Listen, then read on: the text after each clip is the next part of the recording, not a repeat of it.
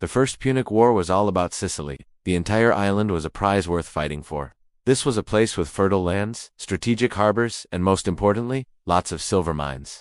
Now, by 264 BC, both Rome and Carthage had their eyes on this prize. Rome controlled the western half of Sicily, while Carthage had a stronghold on the east.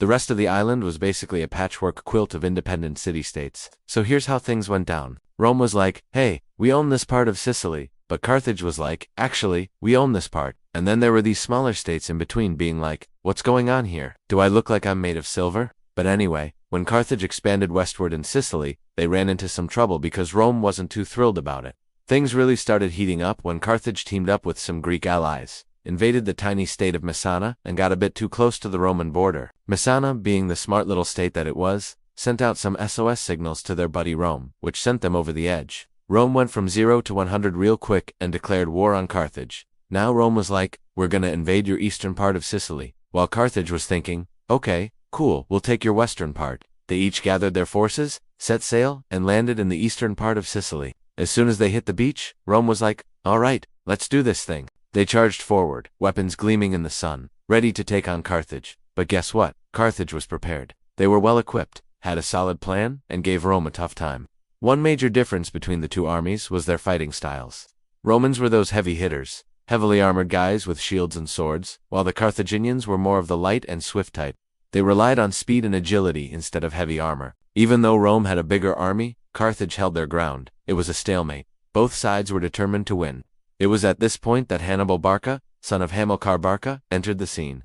He was the commander of the Carthaginian forces, and he was not messing around. He organized his troops and launched an attack against the Romans. Despite the setback, Rome managed to regroup and launch their own counterattack. What followed was a clash of titans. As the battles raged on, both sides suffered heavy losses. Men fell, horses neighed, and the cries of the wounded echoed across the battlefield. But even with all the casualties, neither side would back down. This continued until finally, after a whole year of fighting, Rome decided enough was enough. They were tired of the bloodshed and ready to call it quits. Carthage had shown them that they were not the underdogs they thought they were, and they didn't want to risk losing more men in the fight. In the end, they agreed to a truce and went home. But let's be real, the fighting wasn't over yet. After taking some time to lick their wounds, both Rome and Carthage got back to the fight. This time, though, things were a bit different. Rome brought in some new tactics and weapons that gave them the edge they needed to defeat Carthage. One of their secret weapons was a new type of warship called the quinquareme. These ships were fast and maneuverable, perfect for the open waters of the Mediterranean.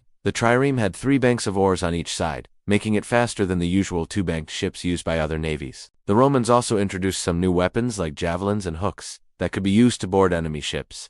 With these new tools at their disposal, Rome was ready to take on Carthage once again. Meanwhile, Carthage was having their own problems. Their navy wasn't as strong as Rome's, and they couldn't keep up with the constant demand for supplies. They tried to get help from their allies, but nobody was willing to pitch in. Eventually, they had to sue for peace. But before that, Rome made one last show of force. They sailed into the heart of Carthage's navy, destroyed their fleet, and left them high and dry. The war was finally over. Carthage was forced to give up all of their overseas territories and pay a massive fine to Rome, to make sure Carthage wouldn't start any trouble. Rome kept a tight watch on them for years to come. This peace didn't last long because soon Rome and Carthage would go head-to-head again. But before we get there, let me tell you a little story. You see, after the First War, Rome wasn't done with Sicily. They wanted all of it. They started stirring the pot in the eastern part of the island, encouraging the Greeks there to rebel against Carthage. Meanwhile, Carthage was dealing with their own issues in Africa. They had a big mutiny on their hands because their soldiers were sick of fighting Rome. All this tension eventually blew over and turned into full-blown war. The Second Punic War kicked off with Hannibal Barca crossing the Alps with elephants and all. If you want to know more about that legendary move, check out the video above. Anyway, Hannibal's army caused serious damage in Italy. They crushed Roman forces and made the people of Rome question everything they thought they knew about war. Rome was so desperate to find a way to stop Hannibal that they started searching for a new general. Enter Scipio Africanus. This guy was a natural leader with a killer instinct and a brilliant mind for strategy. He led the Roman forces to victory in Spain and North Africa, pushing Hannibal's army further and further back. Finally, in 203 BC, Scipio and Hannibal faced off at the Battle of Zama. The fight was intense, but in the end, Scipio's superior strategy and tactics won the day. Hannibal was defeated and had to retreat back to Carthage. But even though Rome had won the battle, the war was far from over. There were still some loose ends to tie up. Rome kept pushing into Carthage's territory in Africa, causing the Carthaginians to fight back. It was messy, it was bloody, and it was a real test of both sides' strength. In the end, though, Rome came out on top. They forced Carthage to give up even more land and pay another hefty fine. It seemed like Rome was on top of the world, but behind the scenes, things weren't looking so hot.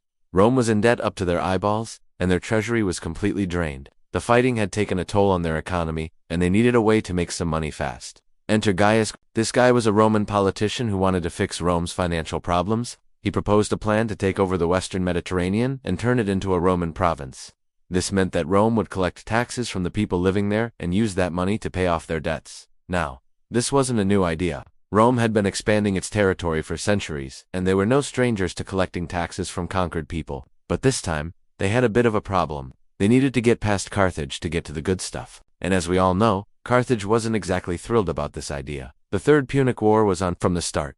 Rome was like, "We're gonna crush you, Carthage," while Carthage was like, "Yeah, right, try and stop us." Basically, it was Rome trying to destroy Carthage, and Carthage trying to survive. The Romans were like, "Let's blockade Carthage and starve them out." And the Carthaginians were like, "Okay, cool, we've got a few tricks up our sleeves." But Rome was persistent, and they kept coming at Carthage with everything they had. Finally, in 146 BC, they breached Carthage's walls, set fire to the city, and took their revenge. After winning the war, Rome got what they wanted, the western Mediterranean, but it wasn't all sunshine and rainbows.